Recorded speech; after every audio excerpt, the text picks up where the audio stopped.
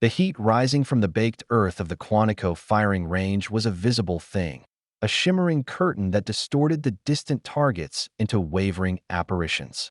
It was a sniper's nightmare, a landscape where the laws of physics seemed to bend and warp with every gust of a fickle, treacherous wind.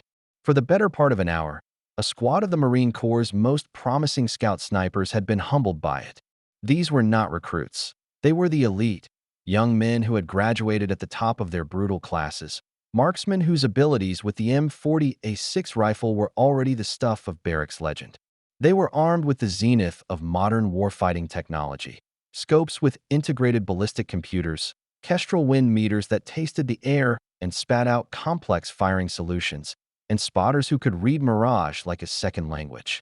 And yet, the 1,500-yard target, a simple steel silhouette, remained untouched, its surface glinting mockingly under the relentless Virginia sun.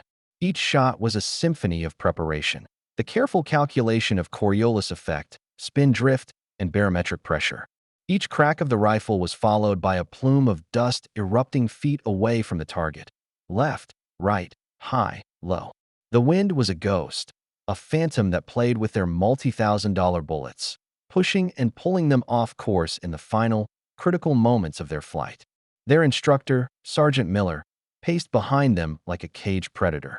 He was sharp, chiseled, a product of the modern Corps, with a swagger that bordered on outright arrogance. His frustration was a palpable force, radiating from him in waves as potent as the heat. "What is the matter with you?" he barked, his voice cutting through the tense silence. "The Kestrel is giving you the data. The computer is doing the math. Are your trigger fingers broken?" The young snipers remained silent, their jaws tight with concentration and humiliation. They rechecked their data, wiped sweat from their brows, and tried again, only to be met with the same result, the sickening thud of a miss, followed by Miller's corrosive scorn. And through it all, an old man sat on a simple wooden bench just behind the firing line, watching. He was a relic, a piece of living history seemingly out of place amongst the digital camouflage and carbon fiber. His back was slightly stooped, his face a roadmap of deep-set wrinkles, and his hands, resting on the stock of an ancient-looking rifle, were gnarled with age. He wore simple denim jeans and a faded olive-drab shirt, the kind of attire that made him invisible, a ghost from a bygone era. His stillness was profound, a stark contrast to Miller's agitated pacing. He didn't watch the snipers, he watched the air. His eyes, a pale but piercing blue, scanned the range, following the dance of the tall grass, the flutter of a leaf on a distant tree, the subtle shifts in the heat mirage. He was reading a language that the advanced electronics seemed incapable of translating. It was this quiet, intense observation that finally drew Sergeant Miller's ire, a convenient new target for his festering frustration. He stopped his pacing directly in front of the old man, casting a long shadow over him. "Got something to say, old-timer?" Miller sneered, his voice dripping with condescension. The old man, whose name was Elias, slowly raised his gaze. He didn't flinch, didn't react to the disrespect. He simply met the sergeant's eyes with a calm that seemed to unnerve the younger man. "Just watching the wind," Elias said, his voice a low, gravelly rumble. Miller let out a short, incredulous laugh. "The wind? My guys have $500,000 of equipment telling them what the wind is doing. And you think you can figure it out by squinting? What are you going to do? Lick your finger and stick it in the air?" The squad of snipers shifted uncomfortably, their own failure momentarily forgotten as they witnessed the brewing confrontation. The tension on the range had changed, shifting from the pressure of performance to the ugly spectacle of a young wolf circling an old lion.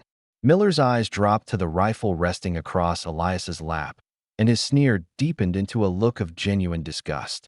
Sergeant Miller's contemptuous gaze fixated on the rifle, as if it were a personal affront to his entire generation of warfighters. It was a Remington 700, the foundational action for the M40 series, but this one was a fossil. The wooden stock was dark with age and oil, scarred and dented from a lifetime of hard use that Miller could scarcely imagine.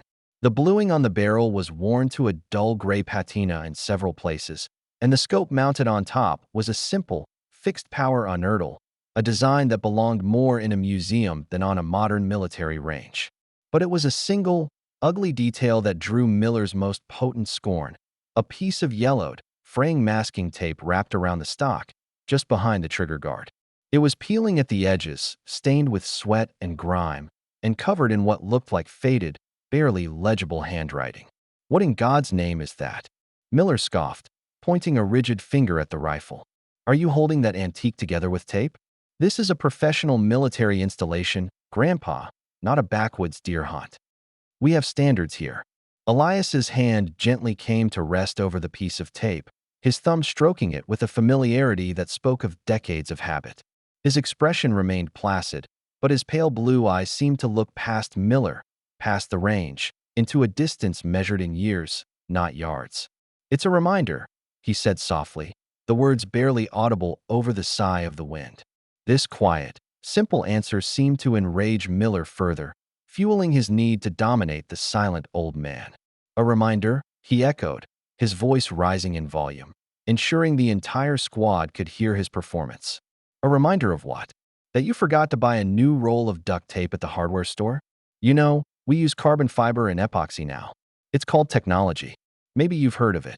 He leaned in closer, his voice dropping to a conspiratorial, mocking whisper.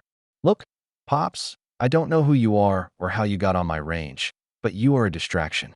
My Marines are trying to train here, trying to learn how to make shots that matter, and your little arts and crafts project isn't helping. He gestured dismissively at the 1,500-yard target. You think that relic can even reach that far? You think your wind watching and your reminder tape can do what my top-tier snipers with their state-of-the-art gear can't? The challenge hung in the air, thick and heavy. Elias didn't answer. He simply continued to look out at the range, his gaze fixed on some invisible point between the firing line and the target. His silence was a wall that Miller's insults couldn't seem to breach, and it was this unshakable calm, this refusal to be provoked, that was the ultimate offense.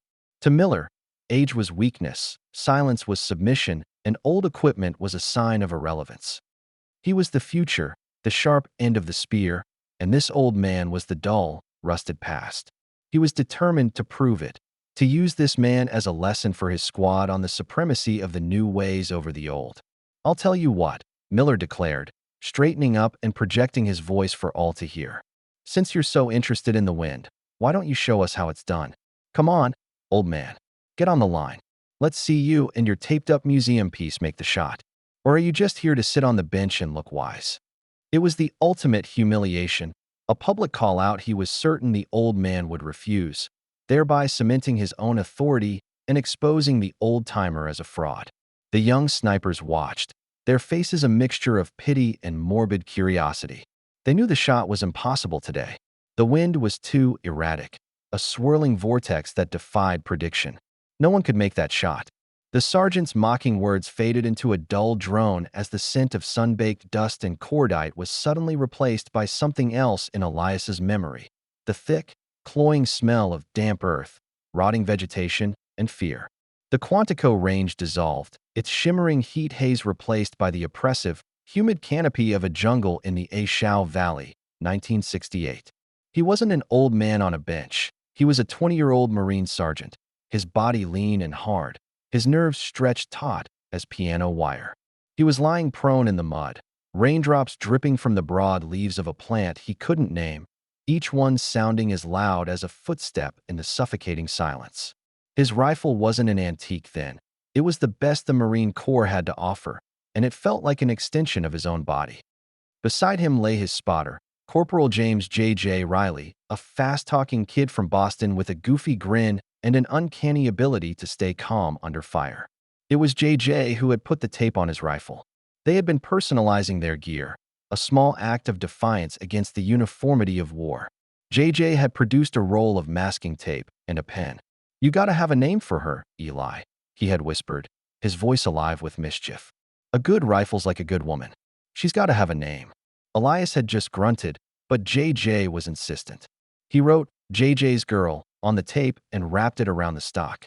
"There," J.J. had said with satisfaction. "Now she's got my blessing. She'll never let you down." The memory was so clear, so vivid, that Elias could almost feel the phantom weight of J.J.'s hand on his shoulder. Then, the memory shifted, the playful moment darkening into the grim reality of their last mission together.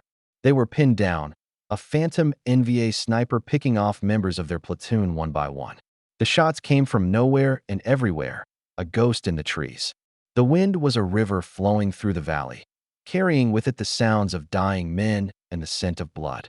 There was no kestrel, no ballistic computer. There was only the jungle and the wind and the enemy. JJ was spotting, his voice a low, steady murmur in Elias's ear, calling out adjustments based on the drift of the rain, the sway of a vine, the rustle of leaves. He's in that banyan tree, Eli. 900 meters. Winds pushing left, full value. Give me 2 minutes of hold. But the wind was lying. It was swirling, bouncing off the valley walls, creating eddies and currents that were invisible to the eye. Elias missed. The NVA sniper answered instantly, and the world exploded. The sound was a sharp, wet crack, and JJ was thrown back, a look of profound surprise on his face. The goofy grin was gone forever. Elias was alone, with the enemy sniper now zeroing in on his position. Rage and grief washed over him, hot and blinding, but beneath it, a cold, crystalline calm settled in. He had to honor JJ. He had to use the gift JJ had given him, not the tape, but the focus. He ignored the wind he could feel on his face. He ignored the data he thought he knew. Instead, he did what an old Tuscarora scout had taught him back in the mountains of North Carolina. He looked not at the wind, but at its effect on the world. He unfocused his eyes and watched the shimmering mirage, the heat rising from the jungle floor. It wasn't a distraction, it was the truth. The mirage flowed like a river, and where it bent, the wind bent with it. He could see it, a subtle distortion flowing up and to the right, directly opposite of what the ground-level wind was telling him. The wind was shearing, a different current entirely at a higher altitude. It was a trick of the valley, a trick meant to kill you. He took a breath, letting it out slowly. He ignored the calculations in his head and listened to his gut, to the lesson from the old scout, to the silent plea from his fallen friend. He adjusted his scope, aimed not at the target but at a point in empty space to the left of it, and squeezed the trigger. The crack of his rifle was answered by a distant thump and the sight of a body tumbling from the high branches of the banyan tree. He had learned the trick. The wind had a voice, but it often lied. The truth was written in the light itself. He crawled to JJ, his heart a cold, heavy stone in his chest. The writing on the tape was smeared with his friend's blood. He had never taken it off. It wasn't just a reminder of JJ. It was a reminder of the price of knowledge, a reminder that the most important data doesn't come from a machine, but from a deeper kind of listening. A voice pulled him from the valley. "Hey, I'm talking to you, old man. Are you deaf?" Sergeant Miller was standing over him, his face impatient. Elias blinked, the vibrant green of the jungle fading back to the washed-out brown of the Quantico Range. 57 years had passed in the span of a heartbeat. He looked down at the faded tape on his rifle stock. JJ's girl. It still read, though only he could make out the words now. "No," Elias said, his voice raspy with emotion he hadn't felt in years. "I'm not deaf." He slowly, deliberately, began to push himself up from the bench. From a shaded observation tower 100 yards away, Master Sergeant Frank Davis watched the scene on the firing line through a pair of high-powered binoculars. Davis was a Marine of the old school, a man who had spent 30 years in the Corps and had seen every type of swaggering young NCO come and go. He'd been supervising a different training exercise when the persistent failure of Miller's sniper squad had caught his attention. He didn't like Miller. The sergeant was technically proficient, a superb marksman, but he lacked the one quality Davis believed was essential in a leader: humility. Miller coached through intimidation, not inspiration, and saw his students' struggles not as a teaching opportunity, but as a personal insult. Davis had been about to go down and have a quiet, corrective word with the sergeant when the old man on the bench became the focus of Miller's toxic frustration.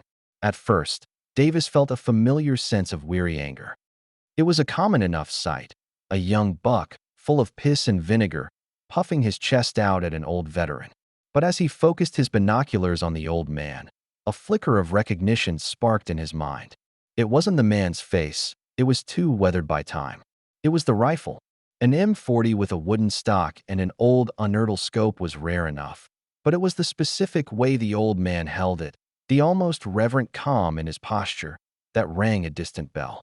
Davis zoomed in, his focus tightening on the old man's hands, then on the peeling strip of masking tape on the stock. It was just a piece of tape, meaningless. But then the old man shifted, and for a brief second, the sun caught a small, tarnished pin on the collar of his simple shirt. It was a shooting badge, but not a standard one. It was smaller, older, and of a design Davis had only ever seen in history books. It was the Marine Corps Distinguished Marksman Badge from the pre-Vietnam era, an award of almost mythical status. A cold knot formed in Davis's stomach. He adjusted the binoculars again, this time looking at the old man's forearm. There, faded almost to invisibility, was a tattoo. A skull with a sniper rifle and a playing card, the ace of spades. A whisper of a name, a legend from boot camp stories told by grizzled old gunnies, echoed in his memory. Ghost of the Valley. A sniper from the 5th Marines who had racked up an impossible number of confirmed kills. A man who had vanished from the records after the war, rumored to have gone back to the mountains where he was born. Davis felt a surge of protective fury so intense it made his hands shake. That arrogant loudmouth Miller was publicly humiliating a living monument of the Corps. This was not just disrespect, it was sacrilege. Davis didn't hesitate. He knew that going through the normal chain of command would be too slow. A complaint against Miller would get bogged down in paperwork, and the damage was being done right now. This situation required a different kind of authority, an immediate and overwhelming response. He pulled out his personal cell phone, his thumb flying across the screen to a number he rarely used, a number reserved for emergencies of the highest order. The phone was answered on the second ring. Hayes. The voice was crisp, authoritative, and instantly recognizable. It was Colonel John Hayes, the base commander of Marine Corps Base Quantico, a man who had once been the commanding officer of the Scout Sniper School and who guarded its legacy with a fierce, paternal devotion. "Sir," Davis said, his own voice tight and formal, dispensing with pleasantries. "Master Sergeant Davis. I'm at Range 7. We have a Code L." "A Code L," the colonel repeated, his voice losing its casual tone and taking on a sharp, dangerous edge. "Legacy. Are you positive, Master Sergeant?" A Code L was an informal, unofficial alert known only to a select few senior NCOs and officers. It signified that a decorated veteran of significant historical importance was being mistreated or was in a compromising situation on base. It was a call to arms to protect the Corps' own history. "Positive, sir," Davis confirmed, his eyes still locked on the scene below. "Subject is an elderly gentleman, Vietnam era. He's carrying a period-correct M40. Collar has a pre-65 Distinguished Marksman pin.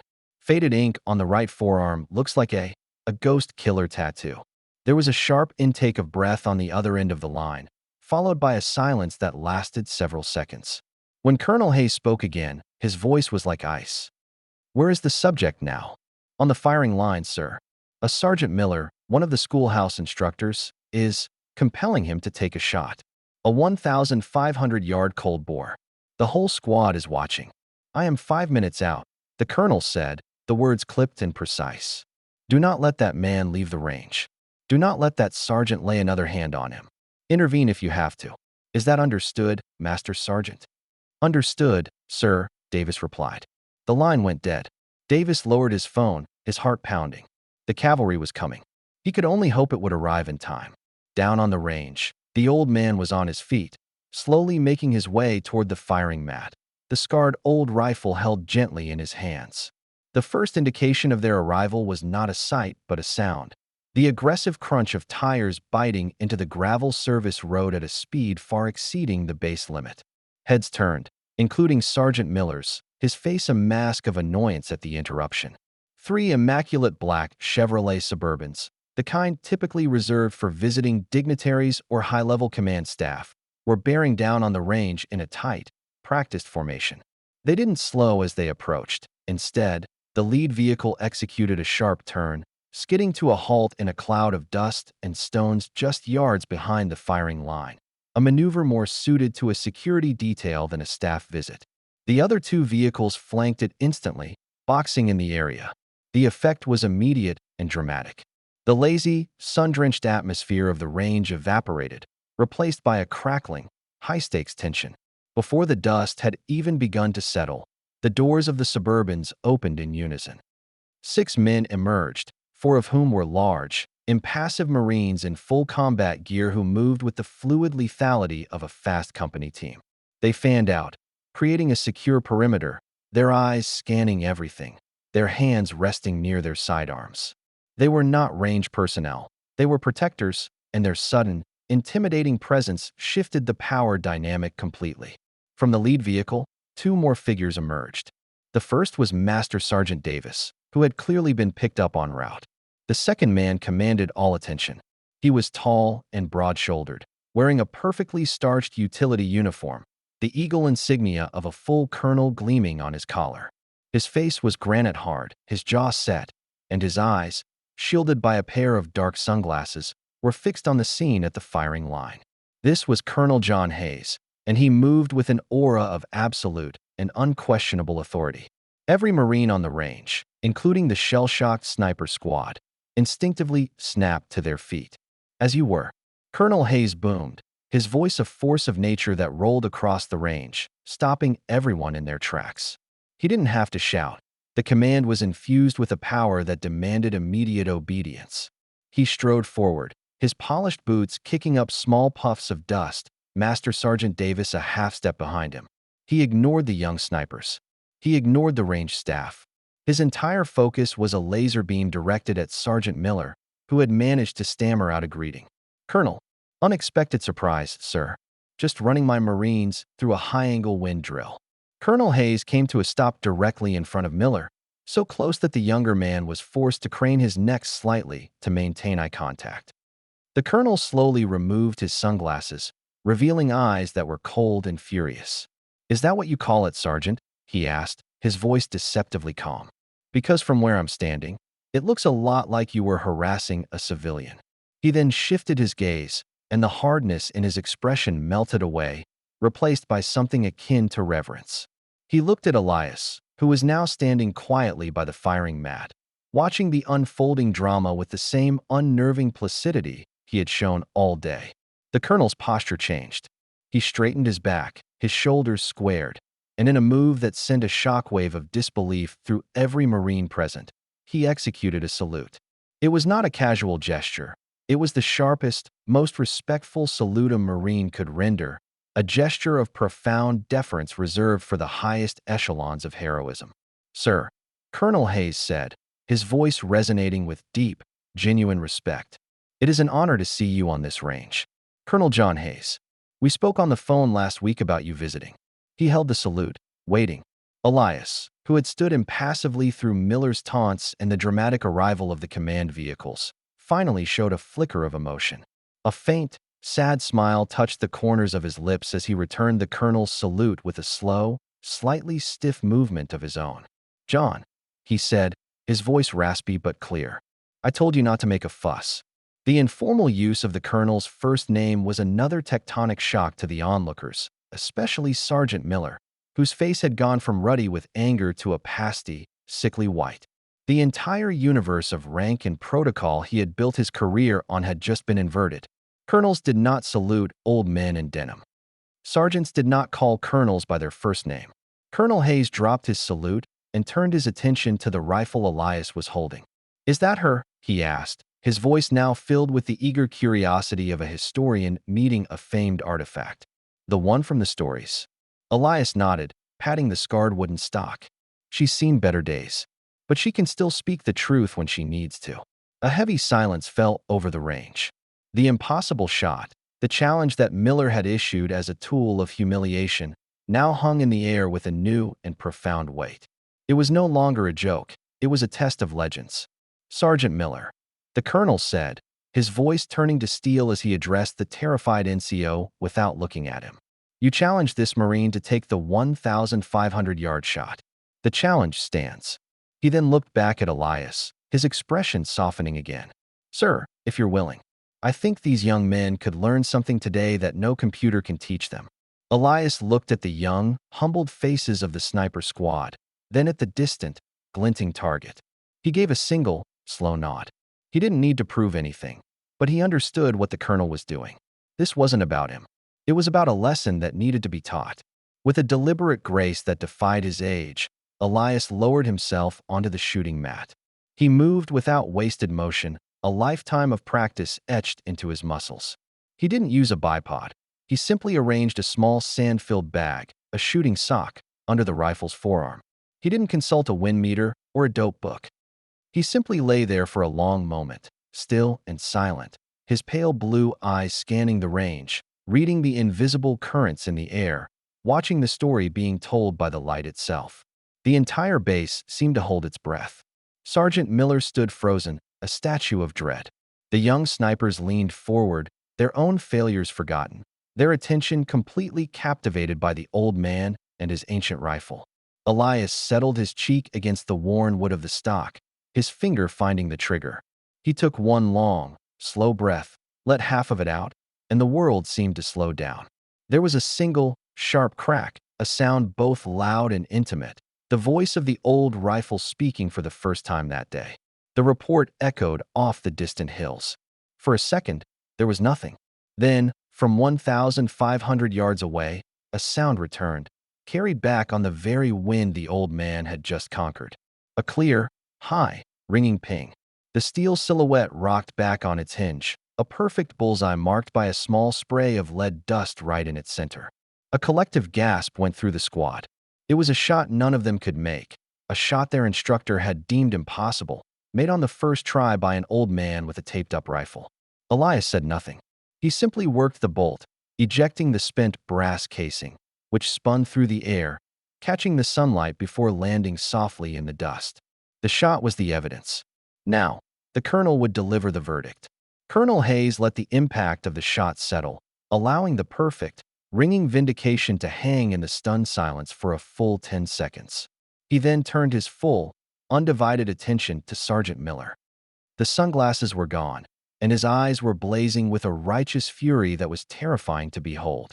His voice, when he finally spoke, was not a shout. It was far worse.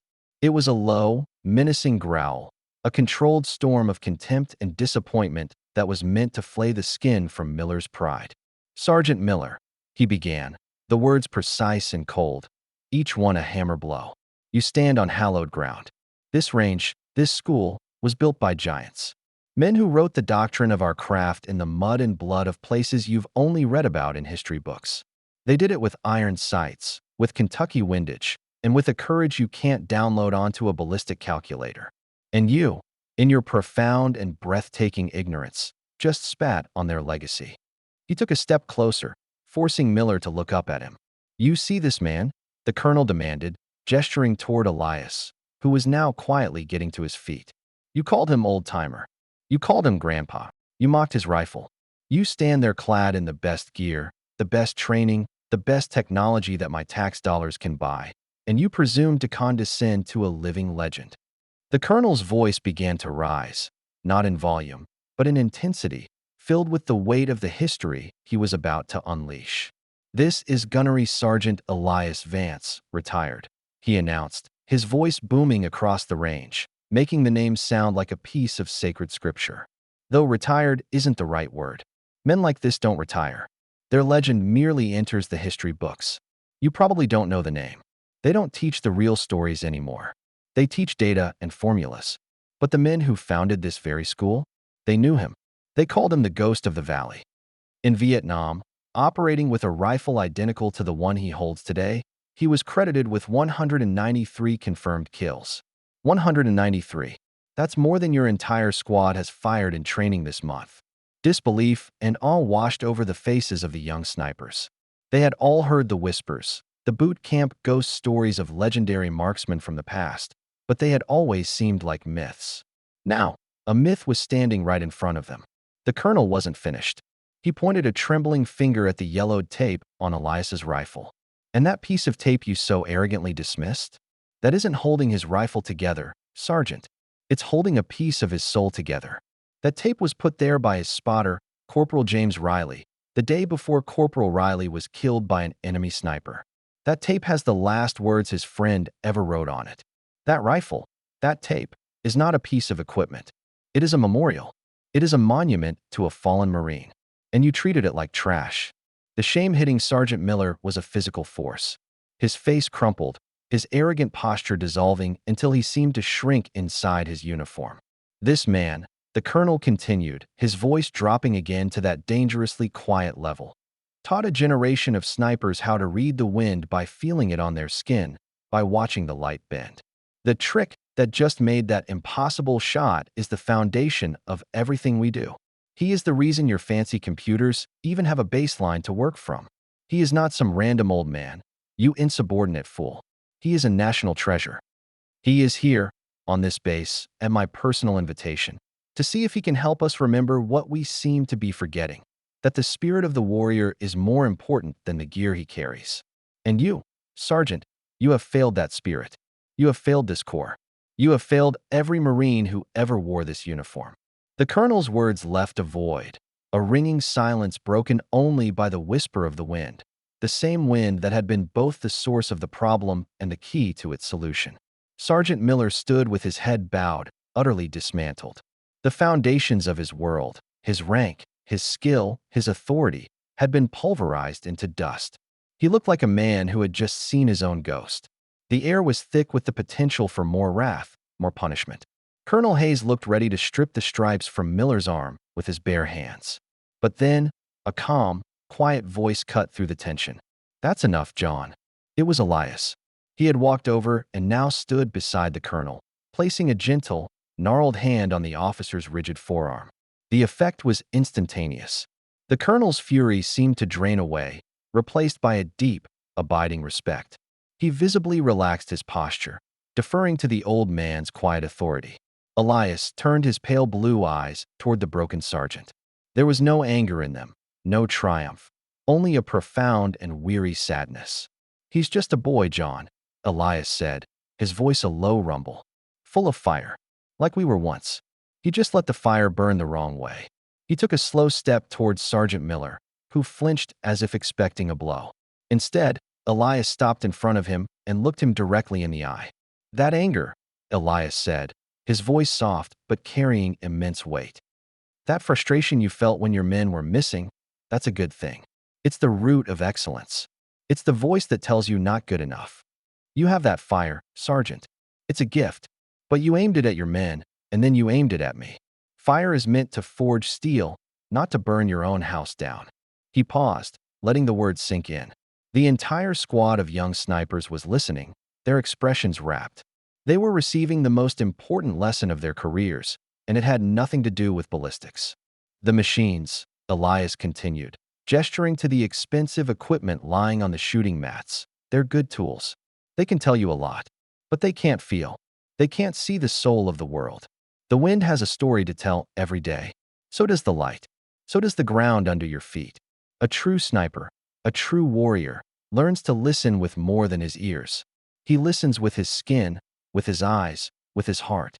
Your gear can make you a good marksman, but only listening can make you a great one." He then looked down at the rifle in his hands, at the faded piece of tape. "And respect," he added, his voice becoming thick with a lifetime of memory. "You have to respect the tools. But more than that, you have to respect the people. The ones who came before you, the ones standing beside you, and even the ones who stand against you. The moment you mistake your own pride for strength is the moment you become a danger to your men. The Corps doesn't need prideful leaders, Sergeant. It needs humble warriors." He gave Miller a final, long look, a look that offered not condemnation, but a path forward.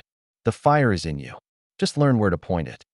With that, he turned, gave a slight nod to the colonel, and began to walk slowly back toward the simple wooden bench where this had all begun, his lesson complete. The aftermath on the range was swift and decisive. Colonel Hayes, his voice now devoid of passion and restored to the clipped efficiency of a commanding officer, issued a series of quiet, rapid-fire orders to Master Sergeant Davis. Sergeant Miller was to be immediately relieved of his instructional duties, pending a formal review.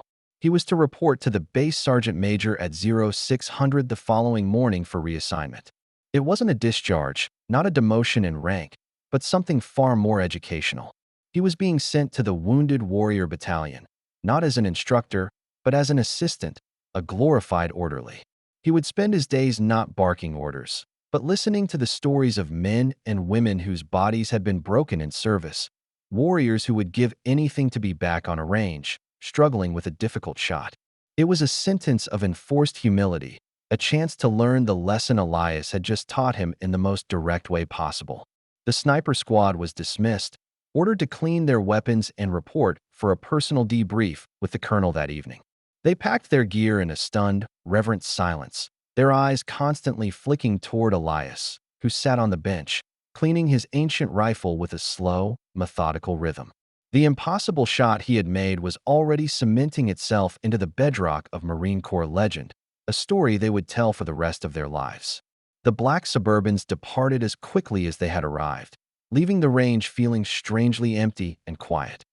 The oppressive heat seemed to have broken, and a gentle, steady breeze now cooled the air. It was a wind that seemed to speak not of tricks and challenges, but of peace. 2 days later, Elias was sitting on the porch of the base's distinguished visitor quarters, a small, unassuming cottage overlooking the Potomac River. He was sipping a cup of coffee, watching the morning sun burn the mist off the water. A figure appeared at the end of the gravel path, walking with a hesitant, uncertain gait. It was Miller. He was out of uniform, wearing simple civilian clothes. He looked younger, smaller, stripped of the arrogant armor of his rank. He stopped a few feet from the porch steps, his hands shoved awkwardly in his pockets, his eyes fixed on the ground. "Sir," he said, his voice quiet, almost cracking. Elias looked up and motioned to the empty rocking chair beside him. "Sit down, son." Miller climbed the steps and sat stiffly in the chair, refusing to meet the old man's gaze. For a long minute, they sat in silence, the only sound the creak of the rocking chairs and the distant cry of a gull. Finally, Miller spoke, the words coming out in a pained, difficult rush. "Sir, Gunnery Sergeant Vance. There's no excuse for how I acted. For what I said. It was arrogant. It was ignorant. It was disrespectful to you, to the memory of your friend, to everything the Corps is supposed to stand for. I came here to apologize, to say I'm sorry." He finally risked a glance at Elias, and the old man could see the genuine remorse and shame in his eyes. The hard shell was gone, and what was left was a young man facing the consequences of his own character. Elias stopped rocking. He reached over and placed his hand on Miller's shoulder. The younger man flinched, but didn't pull away. "I accept your apology, Sergeant," Elias said, his voice gentle. "I told the colonel you had the fire. I wasn't lying. The Corps needs men with fire. They just need to be reminded that the flame is meant to provide light, not just heat. You've been given a new lesson to learn, a harder one. Don't waste it." Miller nodded, a single tear tracing a path through the dust on his cheek. "I won't, sir. I promise." He stayed for another hour, and the old sniper and the young sergeant just sat and watched the river, 2 generations of Marine connected by a shared creed and a lesson learned in the heat of a Virginia afternoon. The story of that day would ripple through the fleet, a powerful reminder that true strength isn't measured in technology or rank, but in character, humility, and the wisdom to listen to the whispers of the past. If you were moved by the story of Elias Vance and believe that honor, courage, and commitment are timeless values, please share this story with someone who needs to hear it.